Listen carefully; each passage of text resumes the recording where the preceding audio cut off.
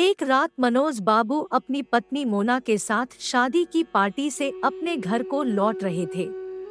रात ज्यादा होने की वजह से कोई सवारी गाड़ी नहीं मिल रही थी। मनोज बाबू का घर मुश्किल से 3 किलोमीटर की दूरी पर देहरादून के एक पहाड़ी गांव में था। मुसीबत ये थी कि महीना सावन का था और ऊपर से जोरों की बारिश भी हो रही थी और उन्हें अपने घर पहुंचना भी जरूरी था।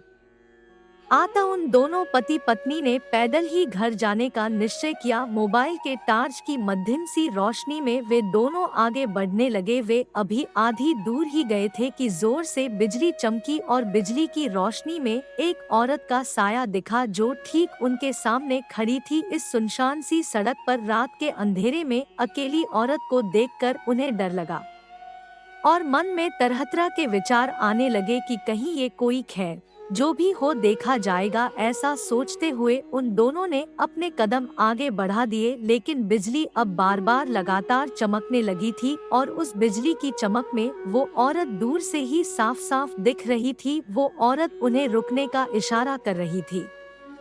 उसे देखकर मनोज बाबू की पत्नी की तो हालत खराब हो रही थी, लेकिन मनोज बाबू को अब लगने लगा कि ये औरत शायद कोई मुसीबत में है। मनोज बाबू जब रुके तो वो औरत उनसे हाथ जोड़ते हुए बोली, भाई साहब प्लीज मेरी मदद कीजिए। तेज बारिश और पहाड़ी ढलान होने की वजह से मेरी गाड़ी का एक्सीडेंट हो गया है। मेरी गाड़ी इस पहाड़ी ढलान से नीचे गिर गई है।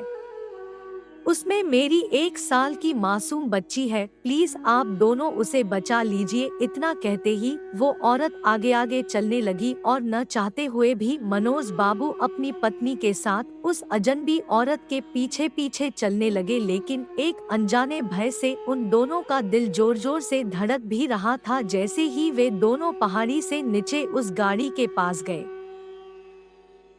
तो उन्होंने देखा कि गाड़ी में एक प्यारी सी मासूम बच्ची रो रही है। मनोज बाबू ने बच्ची को गाड़ी से निकाला तो पाया कि बच्ची बिल्कुल ठीक है। मनोज बाबू ने उस बच्ची को अपनी पत्नी की गोद में दे दिया। फिर मनोज बाबू को लगा कि ड्राइवर की सीट पर भी कोई है।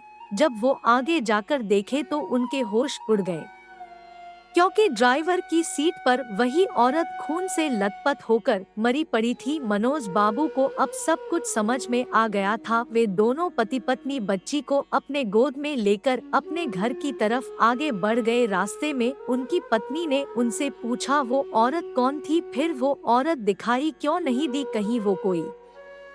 मनोज बाबू बोले, वो एक माँ थी, मरकर भी अपने बच्चों के लिए तड़पती है, जो वही एक माँ थी वो। मनोज बाबू की ये कहानी सुनकर मेरी आंखों से आंसू निकल गए हैं।